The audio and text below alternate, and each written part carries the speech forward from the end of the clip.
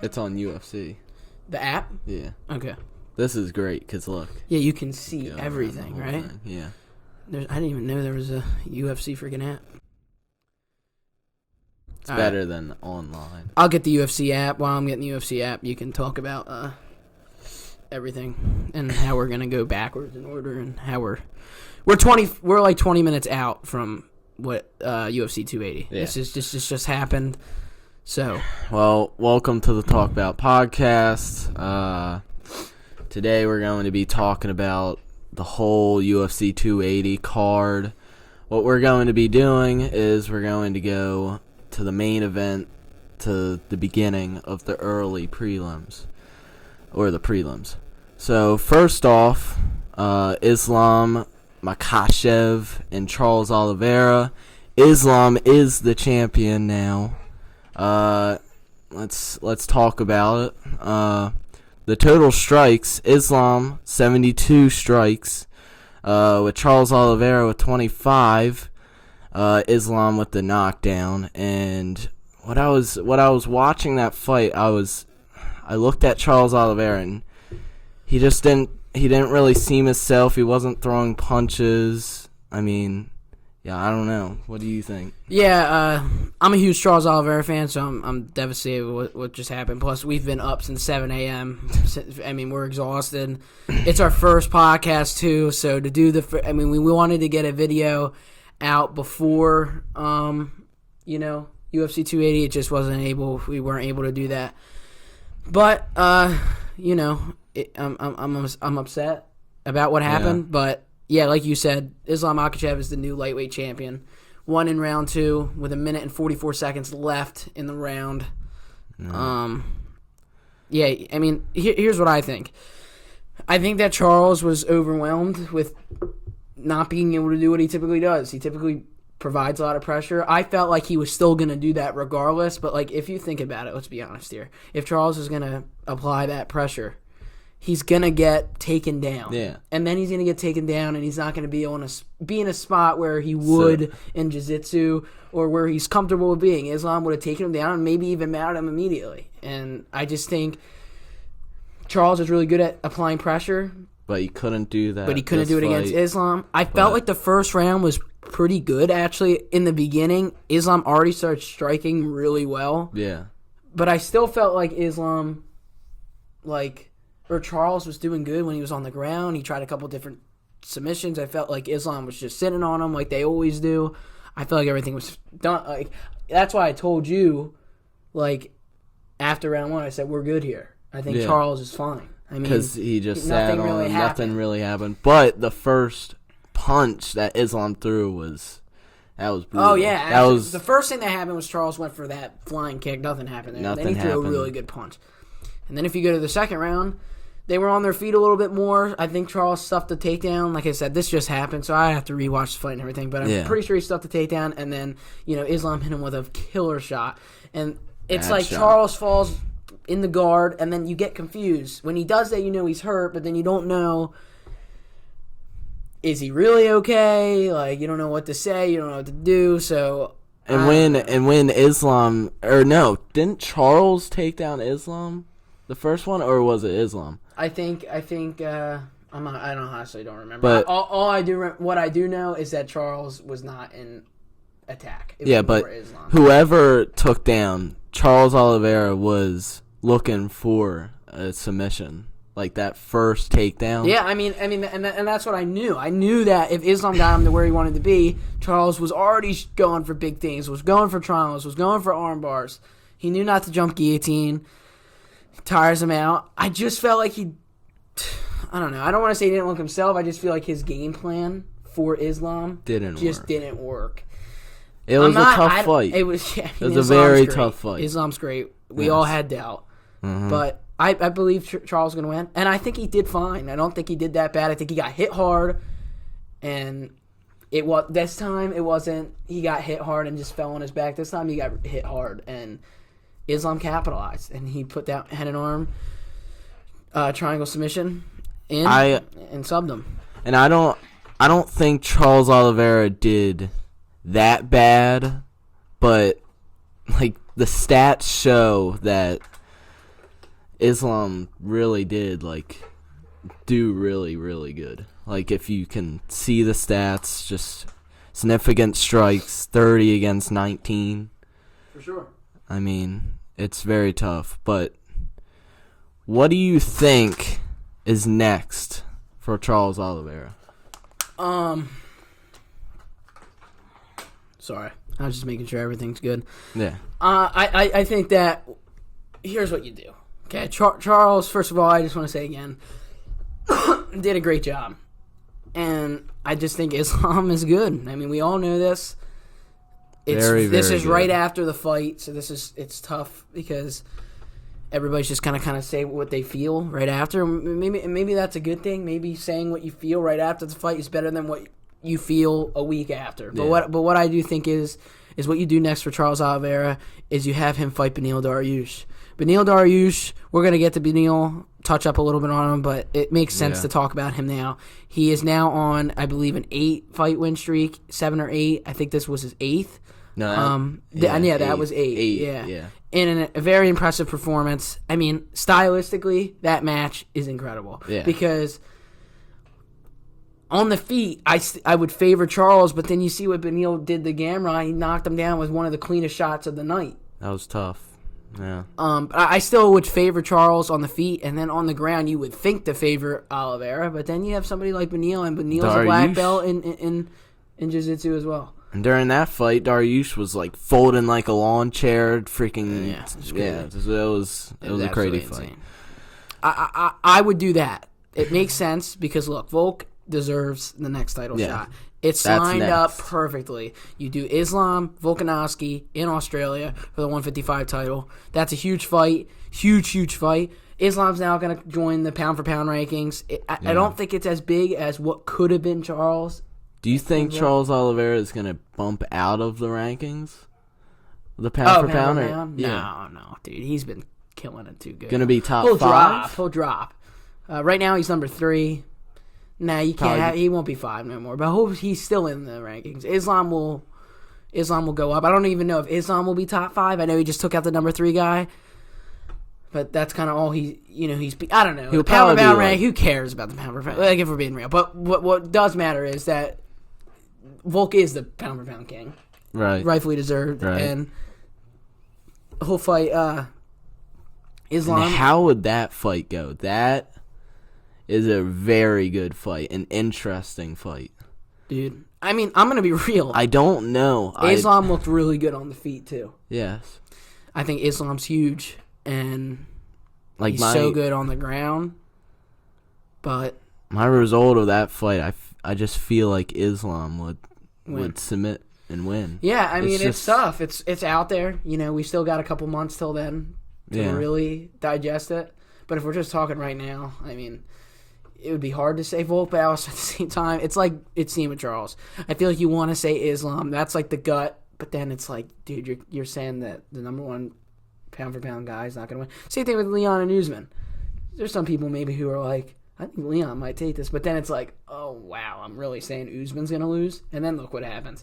I think if anybody can beat Islam, it'll be a guy like Alexander Volkanovski. But and I thought did Volkanovski fight a wrestler? He's a Russian I feel wrestler? Like, no, not really. I mean, look, nobody's gonna. It's like Islam. You can't get a training partner that's like Islam. Yeah. It's once gonna be in a something lifetime. completely new. Every fighter's new. Everything's different. I just think. I don't know. I think it's a tough thing to call. But like, if you're asking truthfully, like right now, I'd probably say Islam, but it's far out there, and it's a lot to digest. But again, I just want to say this real quick. You do Dariush and Charles, and the winner, no matter who it is, gets the title. Because here's why. If you look at the landscape of the lightweight division, you have Poirier and Chandler fighting, okay? Poirier just fought for the title. So if he beats Chandler, I don't think he deserves a title yet. If Chandler beats Poirier, I think he still needs one more. I mean, you could do Chandler and Fiziev. Chandler and Fiziev. Yeah. Chandler's fighting Poirier. No, I'm like after. Well, Fiziev's waiting. You have Gaethje waiting. We don't know what McGregor wants to do. There's a lot of things, but I think here's what you do now. Dariush is the next guy. That is the truth. And Charles was dominant. So he's not like... See, that's why they did it with Peter Yan. They said if Peter Yan beats Sugar Sean, he'll fight next for the title regardless because Yan was dominant. Charles was even more dominant.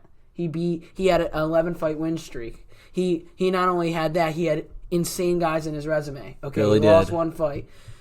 So now you give him Dariush. And in Brazil. I think you do it I think he deserves in Brazil, that. Yes. He deserves that. You do. And then... It's just, does Dariush want that? And if Dariush wants to play his whole waiting game, then you're not going to get a title shot. So if you do Charles Dariush in Brazil, and then you do Islam versus Volkanovski in Australia... Winners fight again. Yeah. So you could get it. And honestly, I'm going to be real. If Islam and Charles fight again, I still think that Charles has a good chance. I just think he got hit tonight, and I think there's things he can work on. I think it will be tough. But look, Charles is also the number one guy in the world now. Now he really is number one. And it's definitely his toughest fight. Yeah. Definitely. Yeah, for sure. I mean, 100%. Stylistically, yeah. Yeah. I don't know, man. It's a lot to think about, but if I was Dana White, I'd say you do Dariush, Charles Oliveira in January in Brazil, number one contenders fight, and then you do... It's pretty much already official. I mean, they're going to do Volkanovski against Islam for the lightweight title. Because you brought him into the octagon.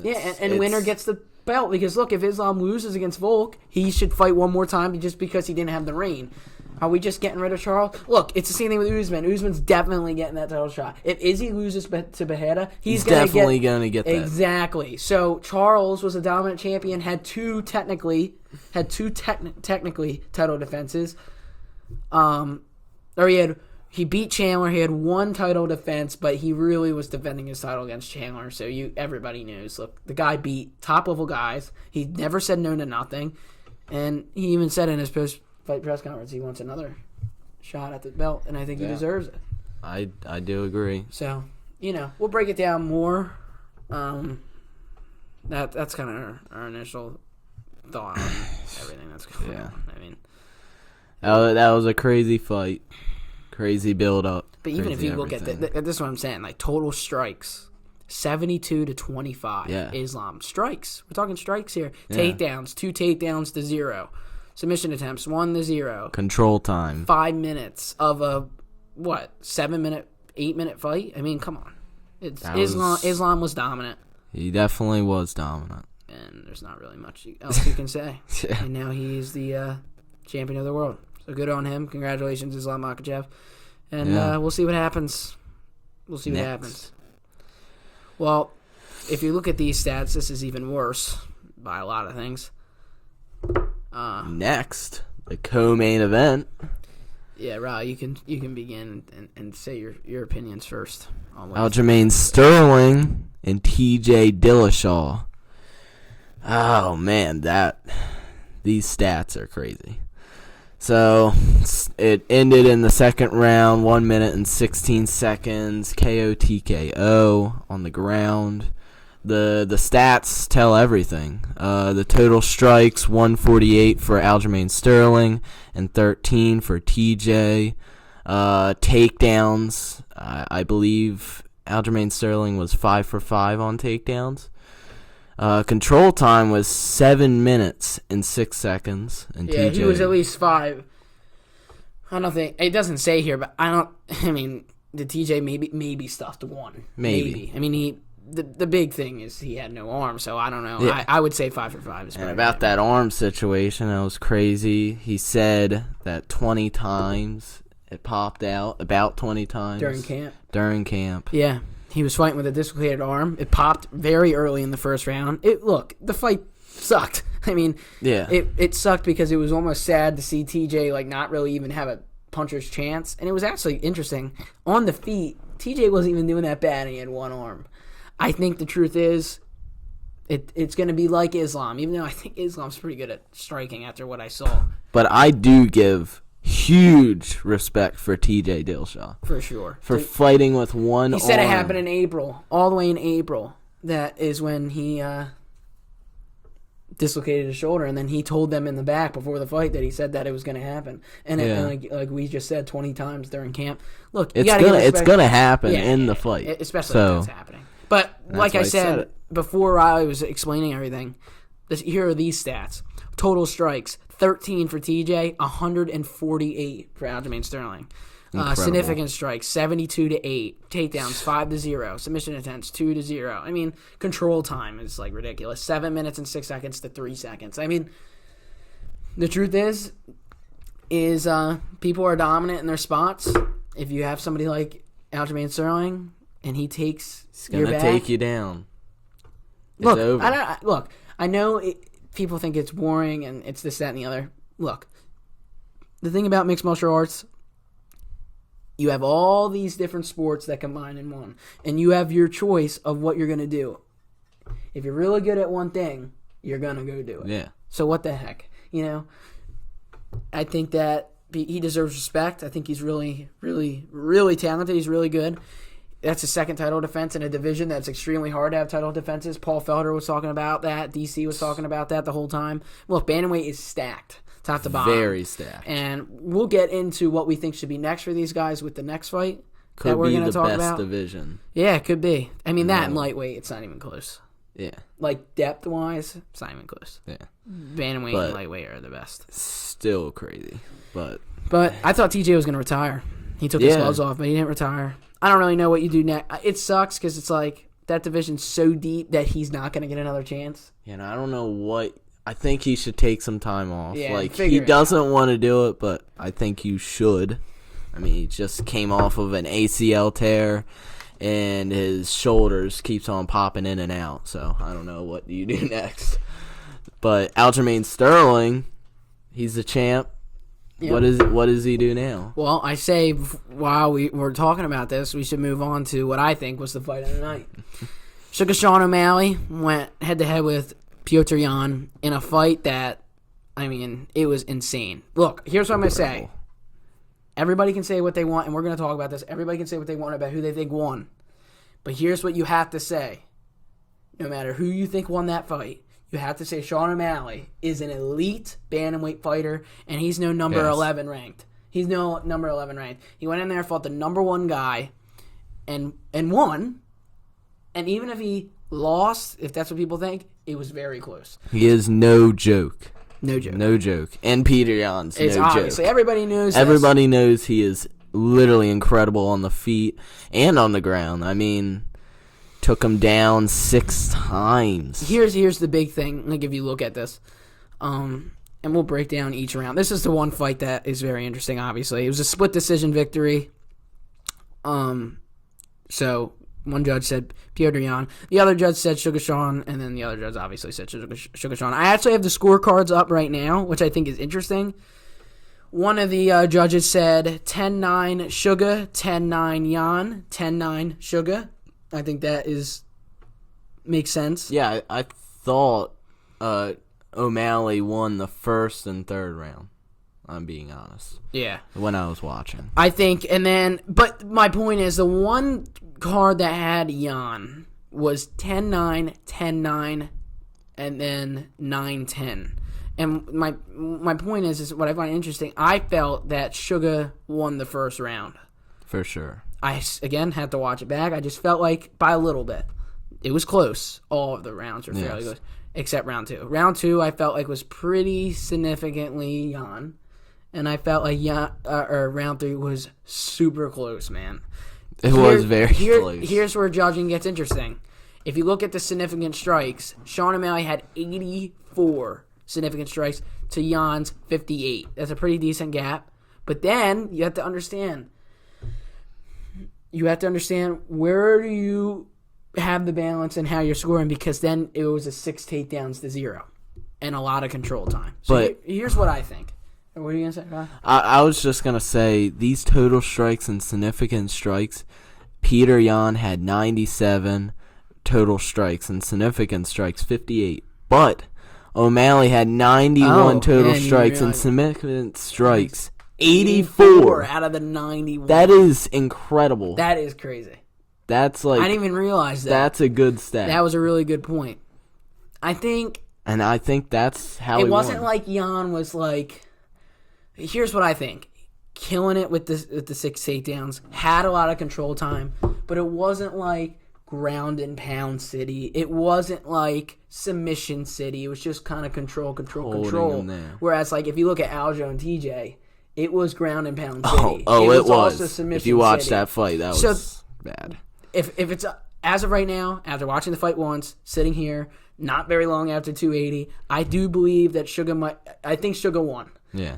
But by this much. I think it's like a Hamzat Gilbert Burns thing. Yeah. Literally. I mean, the second round, when they fought, it was pure Gilbert Burns. Mm-hmm. Round 1, I felt like it was Hamzat. You felt like it was Hamzat. A lot of people was like, I think maybe Hamzat lost that round. And then third round, more people would think Hamzat, right? But it's a similar deal here. I mean, I just think that... I mean, every split decision's going to be controversial. Yeah. And it sucks, but, like, here's what I think you do. So now there's a huge question on what you do. Oh, this is going to be great. Here's what I think. Personally, Aljo could take some time. Maybe. Or not. I think you need to set up a fight, right, for Aljo, and it would technically be Sugar Sean. Look, the whole Henry Cejudo talk, the guy retired. He's one of the greatest ever. And he's fat. But let's be done now. Like, come on now. If he's going to come back, he's not fighting for the title immediately, okay? I mean, I guess he could because he was the champ, double champ. I hate his name being brought up because the division's so good. But here's what you do, right? I think you definitely do, and I've told you this before all at the podcast, you do Cheeto Vera, the number 5 ranked bantamweight, against Corey Sandhagen, the number 4 ranked bantamweight. Because they both were off of wins. Yep. And then where I think it gets interesting is, with this fight, Sugar won, and Dana said whoever wins gets the next title shot. But if I'm being honest, I kind of want to see Sugar and Jan fight again because it was so close. And Jan, or if you don't do that, you do Sugar against Aljamain Sterling, and then if TJ still wants to be in the mix, you do Jan against TJ, which would be stylistically a great fight. Oh my god! So I don't know. It depends. It depends on what they want. Look, Jan's obviously going to be open to fight Sugar again. You know how good that fight would be, striking wise, as long as it's showing. Goodness, yeah. Jesus. It was rough. It was really bad. And Cejudo, I don't even know why people are talking about him. Well, will he ever make that weight? He's like 500 pounds. Come on now. It's bad. It is bad news bears. So bad news bears. Toss him out. Nah, I think what you need to do is you might need to run it back. And even Sugar, he didn't even know what to say. He knew it was close. He even was explaining that it was close. He definitely was hurt. Yeah, he was hurt. He got hit the hardest. Second round, oh my god. I felt like he was out. When he went down to the ground, Riley, he was like, when he went down to the ground, his eyes were like, I was like, it's over. They might even call the freaking fight. Yeah. I was like pooping my pants. Like, oh my goodness. I just think it was fantastic fight. Fantastic fight. Could be fight of the night. Oh, it was fight of the night. Definitely. Not even close. So 50 G's, baby. Yeah, for both of those guys. Yeah. Great fight. I don't know, man. It was really close. It's something to watch, but when you have the significant strikes 84 to 91 on your total strikes, that's insane. Again, 6 takedowns is a lot of control time, but again, I just felt like he wasn't doing enough on the ground. So if you take that away on the feet, even on the feet though, dude, it was still close on the feet. I mean, if Peter Yan was just ground and pound those whole 5 minutes and 48 seconds, dude, that's... Dude, I drank so much freaking water, and that Wawa is giving me such bad heartburn right now. Plus, I have, like, no voice. I feel like I have to burp, like, 800 million times. Yeah, my voice is crazy. And, I'm still devastated about Mr. Oliveira. And, I gotta go to the bathroom. So, yeah. Right. So. Well, I'll continue. You can go to the bathroom. All right. Make sure that's, turn on that on. You click it. You just press. But I think that, here, I'll turn it on real quick.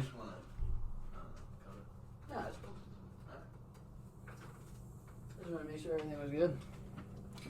little bathroom break. We're keeping it raw. This is the show. This is Talk Bout podcast, and we want to keep everything raw. You know, we don't want to do no cuts and everything. We're just telling you guys our predictions. But here's honestly what I think. If we're being completely honest with this, I can ramble on this for a long time, and we're gonna talk about this more throughout the show. But I just personally believe that Jan didn't do enough on the ground. He didn't do enough on the ground to be able to take the win, but it was extremely close, and I only have seen it once.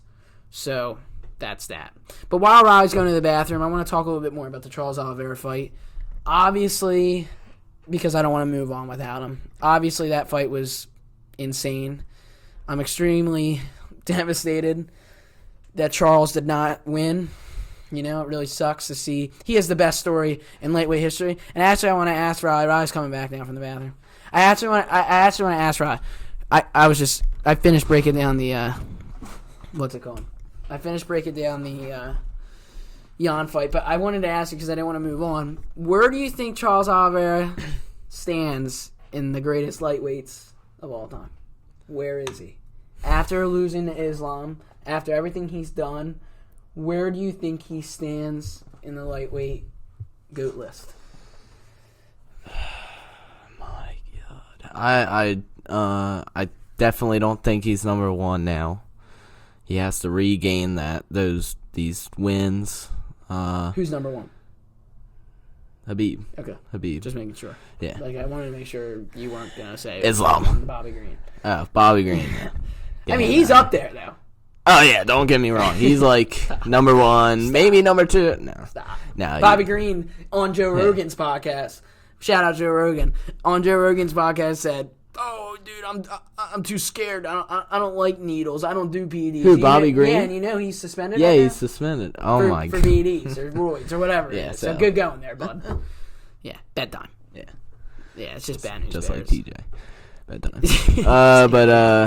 But one thing you gotta give TJ is his freaking heart. That was insane, dude. Yeah. But anyway, continue. And I think Charles is definitely top 5, top 3 for sure. Don't you think? I think he's number 2. Think number 2? Yeah. Because they were saying Charles won, he would be number 1. You lost to Islam. Look, even if he beat Islam, Habib has a unmatched record like nobody else. He retired a little early. I completely understand why he retired, not having his father with him and everything. But I'm just saying that I just wish that I wish Habib would have stayed because then we could have saw how dominant this guy really was. I believe this guy maybe could have went 35-0, 40-0. But I get it. I completely understand. It makes sense. But his dad passed away, and he doesn't want to do it without him. And you have to respect his decision. And he's a UFC Hall of Famer. And he's one of the greatest of all time. And he's definitely, I would say, the greatest lightweight of all time. That's coming from an unbiased perspective. I'm so, I love Charles Oliveira. yeah. But I will say this. The greatest story in UFC history Charles is Oliveira. Charles Oliveira. Yeah. I mean, the guy came in so No doubt. young, 10-8. 10-8. Mr. Quitter, everybody said. And just to come back and have an 11-fight win streak, beat guys like Michael Chandler, Dustin Poirier, Justin Gaethje, and become UFC lightweight champion of the world.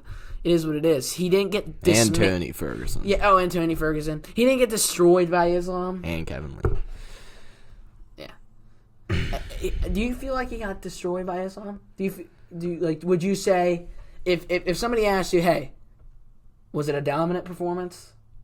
What would you say? Because here's my definition of dominant. Would be Aljamain Sterling, obviously, with everything that happened. I'm trying not to be biased. I think that Islam.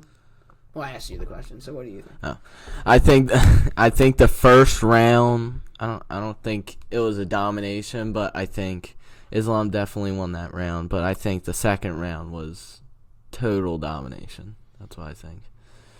He knocked him down. He got right on top of him like nobody else would do.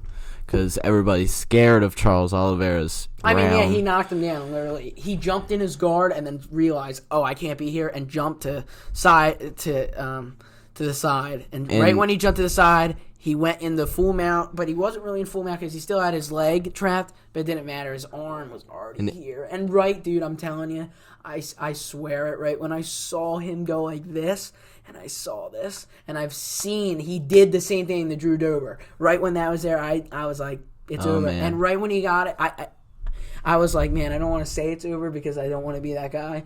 But dude, what are you gonna do when you could be bad, and if you put me in a head and arm triangle and you had no idea what you were doing, you're still gonna be pretty much screwed. Yes, you're just giving it to you. You know and there's no way of getting out of that. And Islam said what he was going to do. He said exactly what he was going to do. If he knocked him down, he was going to go right on top of him, and that's what he did. He said he was going to finish him, and he finished him. He subbed him. He subbed the guy who's got the most submission victories in the UFC. It is what it is. Yeah. It sucks. I just think really you give him Dariush, and I'm scared about that matchup too. Dariush is good. He has to win that fight. Yeah, or Oliveira has to win that fight. If he loses that fight, I think things are going to start going down. It's a similar deal. Like, honestly, I'm going to be real. With the Dustin Poirier, and we're going to talk about this because this is the next event, but with the Dustin Poirier and Michael Chandler fight, for them, it is a must-win. Dustin Poirier loses, man. Just like Tony Ferguson. It's just like this. Downhill. You can say what you want, but when you do get to the top of the division, you can't start slipping. You rise or you fall. And that's what's happening right here. Yeah. And Charles has been all the way down. And he's also been all the way up. You can't doubt the guy. If anybody's going to come back, and what a great story that would be. You know what I was hoping? You know, I thought about this while I prayed like a million freaking times. Yeah. I thought about this. Man, what if Islam does win, but then they run it back in Brazil this time? I feel like you deserve that. He deserves it. The issue is you have somebody like Alexander Volkanovski who does deserve a shot. And it just sucks. I wish Volk wasn't fighting yet because obviously as an Oliveira fan, I want them to fight again, and I feel like doing it in Brazil would be cool. But look, it is what it is. That's what we were facing here. I felt like Oliveira should have done it in Brazil with Islam this fight. Yeah. Just happened. And then what sucks is you never really know why it didn't happen there. Yeah. Because Charles says Islam didn't want to come there. Islam said he wanted to go there. All we know is that UFC 280 was in Abu Dhabi. It was not in Brazil. It wasn't in the United States. Yeah. And it wasn't on an island that nobody knows where it is. And it was a crazy event. Yeah. So it is what it is, and that's that. I think that we should touch on a couple more things in regards to UFC 280.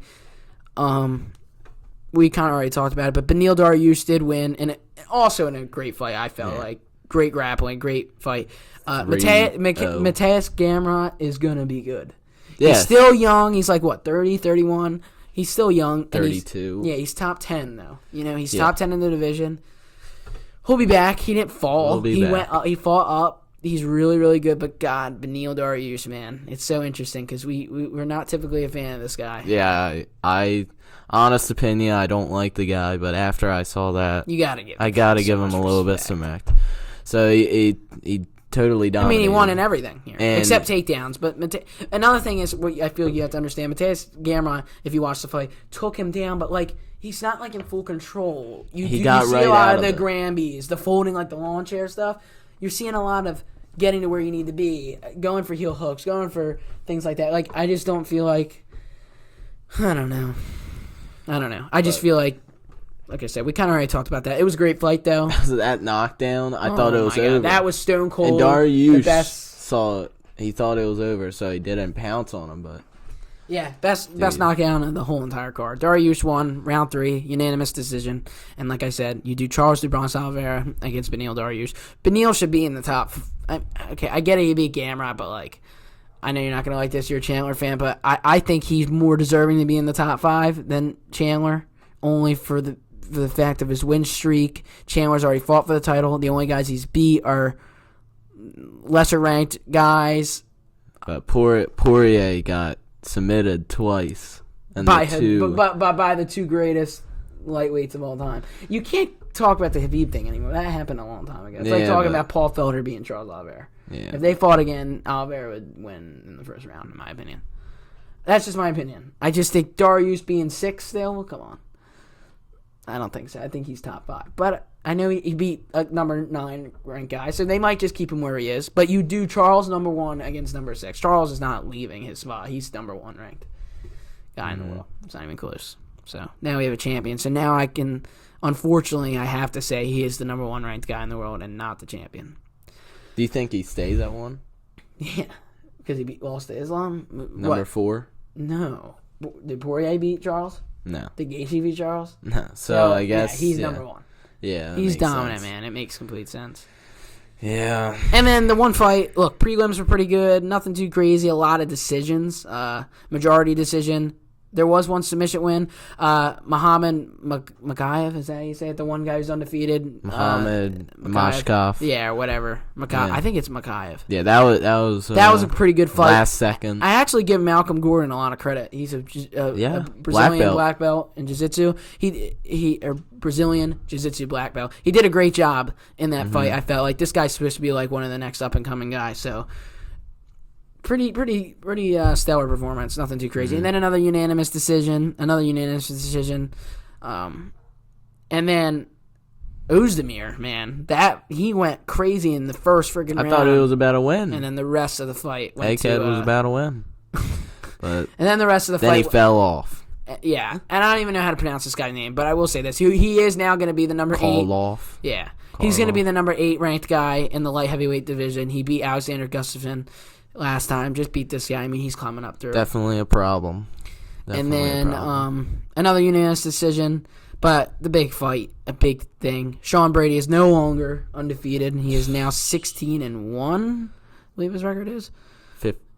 16. I think Belil messed it up in the press conference. But Belil, man, he looked pretty freaking good. I mean, yeah. You have to, again, it's the same thing. Second least favorite fighter. You gotta give him credit. Give him credit. He looked really good on the feet, and he had a very good TKO. Big nose. Habib's team, man, freaking good. swept. His cousin won. Belil won. Islam's the champ. Whatever, man. I mean, good on them. Oh my God! Did you see this? I'm just so total strikes for Belay Muhammad and significant strikes 80 and 80. Wow, that's insane. Literally every. You think that's right? Strike. I feel like it's gotta be right. Yeah, look, UFC just posted fight of the night, Jan and O'Malley. Okay, good. As per usual. Yeah. Performance of the night goes to Belil Muhammad and Islam Makhachev. I don't know about that. I guess Islam did great. Oh, yeah, he did. I think. Dominate. I mean, whatever. Good for him. I Yeah. guess he deserves it. Look, the guy's dominant. I'm just sour because I love Charles right now. So after next week, I'm going to talk about Islam like he's the champion. He is the champion of the lightweight division. He deserves the respect. He's freaking incredible. He's 3-1. Worked it for his whole entire life. Good on him. I'm just upset because the guy who's facing was Charles. You know, if it was anybody else, I wouldn't really care as much. But it is what it is. Tough. The UFC post press conference is going to be really interesting. I want to see what Dana says, what he thinks is the next move for Charles, and I also want to hear what he thinks about Jan. So, you know, we'll have more recap. We're going to be posting a lot of podcasts. We're going to have more recap on the UFC 280 because we still need to see what Dana says about what's coming up. I don't know, man. It was one of the crazy event. It was crazy. And I will say this, without a doubt, it was the most hyped I've ever been for a UFC card. Yeah. I'm just like, mentally. It's like going crazy. Mentally, I'm just exhausted and I'm upset, man. That Charles didn't win. I feel like it never feels real until you go to bed and then you wake up and then you go, okay, now the landscape's really changed. Because it just kind of happens. Yeah. And then you got to think, oh man, oh crap, it's really happened. Really now did. We got to regroup here. Now it's kind of like when Leon beat Usman. We were just like, oh my god, it actually happened. It stunned me for like a week or two. And then the next day, you're like, holy, actually Leon is the champion, and Usman is no longer pound for pound, and Usman is now gonna have to fight him again. Hamzat's gonna have to wait. Colby and Hamzat should be fighting. Nate is really fighting Hamzat. Now when Hamzat fights Nate, even though that didn't even happen. Yeah. Now Hamzat's gotta wait. Like there was just a lot. Yeah. The next morning when I went on TikTok in the morning, I was like, scroll. It was literally Leon. The same thing. Yeah. Like you got it, Leon. Come on, Leon. Let's go. Like yeah. Yeah, that was wild stuff. But I'm just saying, I'm just upset, and I have to watch it again. Definitely have to watch. I just don't feel like he did that bad. I just feel like he didn't implement a game plan. Look, I think. Do you think he was himself? Do you really? No, I don't think he was able to be what he typically what does. He was, yes, because Islam would shoot. But do I right think away. Islam dominated him on the ground? No, I don't. Do you think so? He didn't just take him down and dominate him. The reason why he submitted him was because he hit him with a punch. Islam punched him and right in the mouth, dude. Well, the first round he did just lay on him. Yeah, but I feel like it wasn't like what I was expecting. The start of when they got taken down, Charles was about to submit if they fight him, again, and I was like crazy. You think Islam wins? Sadly, yes. You do? By a long shot? I think it would be like the same thing as what happened. Jeez. It's tough for me to say that because I was like Charles all the way. Like he's still one of my favorites. Like I just love his story. It was sad. Sucks, you know? It is what it is. But very sad. Islam, man, we know this. Those guys, for some weird reason, maybe it isn't even weird. They're just on a different level. They're monsters. Habib, Islam. You got Muhammad, who's coming up through now. The young guy who's undefeated. Yeah. Hamza is from Russia. Hamza, in my opinion, could be one of the greatest of all time. He obviously has a lot to do for that, but that's just what I think. These guys, and you already know that another Nurmagomedov will be a UFC champion. Islam's not even a Nurmagomedov; he's just his best friend. There's so many Nurmagomedovs floating around. So remember the name, Nurmagomedov, because it will be in there. Yeah, that should be his nickname. Remember the name. But let's be real. Islam, I think the only man... There's two guys, regardless of Volk, because Volk is in a different division, even though he's right now. There's only two guys, I think, who can beat Islam in that division. And I think Charles has a chance, and I think Dariush has a chance. I think everybody else won't be able to handle the grappling. I mean, nobody else is going to be able to handle Islam's grappling, in my opinion. I'm just being honest. That's just what I think. I do. I just think... The jiu-jitsu helps. I mean... But the turning point wasn't the wrestling. Let's give the guy respect where he deserves it. The turning point happened when Islam threw a right hand in Charles's face and knocked him down. It set up the arm triangle. I mean, when he fell, I don't really remember... I think his head was just kind of there, and then... He saw that the arm was there, and he didn't even realize at first. It is a weird thing because you just see it. And then you're when he was like this, he was just. Like, when I do that submission in jiu-jitsu, I don't typically like look for it. Just kind of happen because you're like, oh wow, his arm's there. Let me go for it. It's open. You know, you're not like, oh, I'm going for the head and arm. So I think he knocked him down. He took side control and was like, oh wow, here we go. I'm flowing through. Boom. Now the head's there. Now the arm's there. I mean, when you have somebody like Islam squeezing, I just wonder what he was thinking during that moment. Who? Islam or Charles? Charles. While he was getting submitted, I think he was like, wow, I'm not getting out of this. That's probably what he was thinking. Or he probably wasn't thinking anything because he could barely breathe. I mean, he was like... Yeah, sucks. I would have rather... I get it. I mean, he knew he was screwed. I wish he would have just went to sleep and didn't tap. Oh... Because I hate. I thought you were about like get knocked out, like sleep like that. That would be worse. I'm just saying. I wish because I hate whenever it was like, oh, he's a quitter. He's tapped 9 times. Whatever, dude. Like, look, some people are built different. Habib, man, is like if I was getting choked by freaking Islam, I would tap right away. I'm not getting obviously. out. I mean, he didn't get him there. He was just like.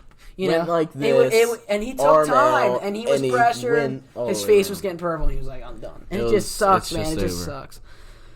I hope he can come back. I hope this isn't the last of him. But I feel like what's cool is now like I'm sticking with my boy. You know, like he's gonna come back. He'll be back. I believe it. I believe he'll come back, and it'll be an even bigger story when he comes back and shuts down this parade. But look, Islam is. We all knew it. You know, but what are you gonna say now about the guy? Oh, he hasn't fought this guy. Oh, he hasn't fought. Yeah, you literally can't say anything. He just beat the guy. He beat Charles. He skipped everybody else and beat the guy. He just fought Bobby Green and then he just beat Charles Oliveira. So we know that Islam's no joke. So give the man credit. He's the champion, and he's got a Hall of Famer, one of the greatest of all time. Coach him, and not just coaching him like it's like Belil. It's his best friend. I mean, Habib jumped up. He was more excited about Islam winning the title than when he won the title. And it's way too early to say this, but Islam could be one of the best ever. Yeah, in the division at least. Yeah. Wow. Could be. I'm just checking, making sure. Nothing really happened. Yeah, just anything special. Apparently, Hamzat got into an altercation in the crowd. What else is new? The guy fights everybody he sees. Yeah. So. I mean, showing his dominance. Nobody really understands what he's doing. But he did, and it was weird because he was doing it against I don't know. I can't look at this crap, dude. All I see is like Charles, and it just makes me want to cry. And even seeing, it was interesting because the comments when it was like Islam's the champ, the comments said, "Hold on, brother, I'm crying." Really? Yeah, like people were just saying that in the comments. It just sucks, dude. Yeah, I gotta get a chance to recover from this. Yeah. It's very bad, very sad. I mean.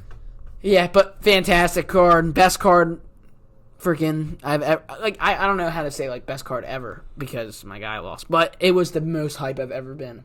And by the way, we're gonna have a lot of coverage on this. Now we're starting. Now we're getting the Talk About podcast about. I don't know how many podcasts we're getting out a week. We might get a bunch out a week. We might get one out a week. We'll definitely have one every week. Yeah, but definitely. It depends on what's going on. I have a lot to talk. We're gonna do a lot of fun things. We're not just gonna talk about UFC pay-per-views and fight nights because look, some of the fight nights aren't that great and worthy. We'll talk about it, but I think just doing fun things and talking about stuff and predicting things and things like that would be cool. This is the best start for a podcast. For right one of the best events. Like, and what I wanted to say before I started rambling is we're going to UFC 281 in Madison Square Garden to see Alex Pereira challenge Israel Adesanya alongside Zhang Weili or Wang Weili or whatever. Weili. Yeah, former champion. I don't know how to say her first name, but Weili. Yang Weili. Yeah, same. First, the former champion, going up against the current champion, Carlos Esparza, and of course, the big fight that everybody's kind of talking about, Iron Mike Chandler against Dustin the Diamond Poirier. So, we are going to be talking about that a lot. I don't want to talk too much about it right now. I want to save that for another podcast. Yeah. But we will be talking about that. Yeah. But I think we'll do a bunch of other fun things. I think a podcast about, who should fight who, when should fight what. That stuff's cool. Just having a conversation about everything. Yeah. I think it's cool. But that's all I got. Yeah, me too. But so yeah, that's our. You look like you're ready to go light up the toilet. You good, bud? No, I'm good. I was just. Do you gotta use the bathroom? No, I already used it, so I'm good. Oh, okay. Well, I was thinking maybe that Wawa hit you too. Yeah. Wow. Yeah. You gotta use the bathroom. Really? No? No. You're up on your seat like you're about to get blasted in Jupiter. No, I'm good. Yeah, so we'll have a podcast for you guys soon. Thank you guys for paying attention. It was a great event, and go Charles DeBronx when he comes back. And congratulations to Islam. Good on Aljamain Sterling. Lots of the craziness. This is like, I just want to say that we got a lot of things answered within the fights, like O'Malley's a top guy. Islam's actually really good. Like, we learn things. But I feel like this is why we can predict and it's fun. And like I told you before, you never know because it was supposed to be like Charles wins, then he fights Volk, or Islam wins, then he fights Volk. And I guess that is happening, but we don't know what's going to happen to Charles. Everybody thought Darius was going to lose. Then everybody was like, Jan's going to beat the crap out of Sugar Sean, or Sugar Sean if he won. Like, and then it's like he's going to fight for the title. I don't know if you do Sterling against Sean yet. Maybe you do. Maybe you do Sterling against Sean. Yeah, like I said, Jan against TJ. And then if Jan wins, you do Sugar against Jan for the title, maybe. I don't know. We got to talk about that stuff. Yeah. There's a lot to talk about. We'll definitely talk about that next. Yeah, there's some things. Sure. But this is our pure reaction of UFC 280. And this is just the truth. So, subscribe. Hit the like button. Follow us on Instagram. Smash it. Talk About Podcast on Instagram, TikTok. We're gonna have a lot of clips and YouTube Shorts and Reels, all the short stuff. So if you don't want to listen to the full podcast, and soon we will be coming on audio platforms. I don't know if that's what we're gonna do yet. I think it's a good idea for sure. Right. I just think that maybe the first couple we just throw on YouTube. Yeah. I like the show more than the podcast, but look, if you want to sit in your car and listen to it, I completely understand. So we're going to get that soon. So like I said, follow us on Instagram and TikTok and everything. But thank you very much. This was our first episode of the Talk About podcast. Riley over here, he looks like he's about to blast off to Jupiter, like I said. Yeah. And then myself, Jack, and that was UFC 280. Or like literally, it's 6:23 Eastern time, the fights ended, I don't know, maybe an hour ago. Like, we did this right after we were all prepared and set up. So, thank you very much, Rob. You have anything else you want to say? No, not really. All right, thank you, guys. You have a good one. Peace out.